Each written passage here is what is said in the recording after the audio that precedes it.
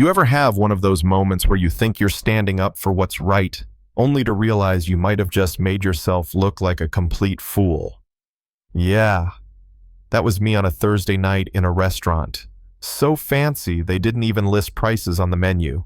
I was tucked away in the back, nursing my laptop, and a lukewarm latte trying to finish a piece for the magazine. The place was buzzing with low conversations and soft jazz, the kind of spot where everyone looked like they belonged on the cover of something. That's when I noticed him. Tall, broad shoulders filling out a charcoal suit like it had been sewn straight onto him. He leaned toward the waiter in this way that screamed confidence, borderline arrogance, and I swear I caught the tail end of a condescending tone. Something about getting it right next time and I don't have all day. It hit a nerve. I hate that tone, the one that makes people feel small just because of the job they do. Before I even realized what I was doing, my chair screeched back. My heels clicked across the polished floor, and I was standing between him and the young waiter like I was about to stage a rescue. I don't know what kind of day you're having, I snapped. But talking to someone like that, someone who's clearly doing their best, that's not just rude, it's pathetic. Do you think being able to afford a meal here gives you the right to treat people like garbage? The room went quiet enough to hear a breadstick break. The waiter froze. The diners turned, and the man, he just looked at me. Not angry, not defensive, just calm, curious, like he was deciding if I was real.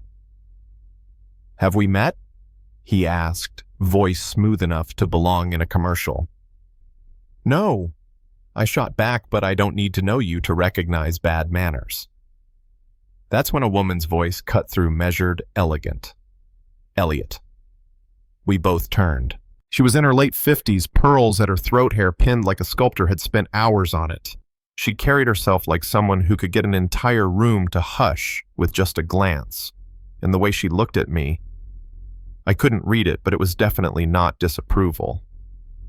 Elliot, apparently that was his name, explained that he'd simply been asking the waiter to send his order ahead so it didn't get lost. My stomach dropped. I'd just scolded a stranger for something he didn't do, in front of his mother. I muttered something about a misunderstanding, cheeks burning, and walked back to my table, desperate to vanish. But when I glanced up, his mother was still watching me, a faint smile tugging at her lips. 2 days later, my phone rang at work. "Miss James." "This is Margaret Cole." The name clicked Elliot's mother. She said she was hosting a charity gala for children's health and wanted me to cover it for the magazine. She claimed she'd read my work and liked my tone. It felt suspicious. But it was a high-profile assignment, and in my world, you don't turn those down. The night of the gala, I walked into a ballroom dripping with chandeliers and sequins. And there he was, Elliot, in a tux that probably cost more than my rent for the year. We locked eyes, and he smirked like he'd been expecting me. His mother swept over, introduced me to half the room, then happened to leave me with him. "We meet again," he said. "No shouting this time," I replied, though the corner of my mouth betrayed me. When the band started a slow waltz, he extended a hand. "Dance with me." I hesitated. I was working, but he grinned. "Consider it research." Against my better judgment, I said yes, and under the golden light, with his hand steady on my back, I forgot for a moment that this was just another assignment. A week later, he called. Said if I wanted my piece to be complete, I should see the outreach centers the gala funded. He offered to drive. Part of me thought it was a trap to spend more time together, but I went. He knew everyone's name at those centers. The kids lit up when he walked in. He knelt to their level, listened to their stories, and I hated how much that impressed me. We ended the day at a tiny diner with sticky booths and the best pie I'd ever tasted. That's when I teased, "Your mom orchestrated this whole thing, didn't she?" He didn't deny it. "She likes you," he said, and there was something in his eyes that unsettled me more than the pie ever could. Then came the hit. One morning, a tabloid plastered my face next to his in a headline screaming, "Social climber or secret fiancé." They'd twisted a photo from the gala dance into some intimate moment. Words like gold digger and opportunist burned on the screen. I called him furious. "Did you leak this?" I demanded. "You really think I'd do that?" he asked, voice tight. "If I wanted people to know I enjoy your company, I'd tell them myself." I hung up. I couldn't afford to be seen as some woman using her connections for career gain. In my line of work, reputation is everything. What I didn't know was that while I was hiding at my desk, he was digging.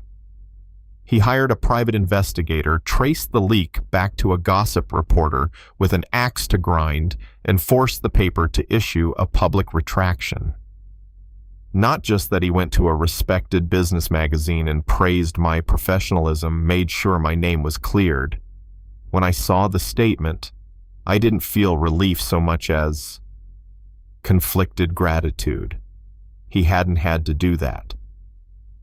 A few days later, his mother called again. "We're having a small dinner," she said. "Not for press. Just come." Her townhouse was warm and glowing, the air rich with something that smelled like roasted herbs. She greeted me like family and led me straight to him.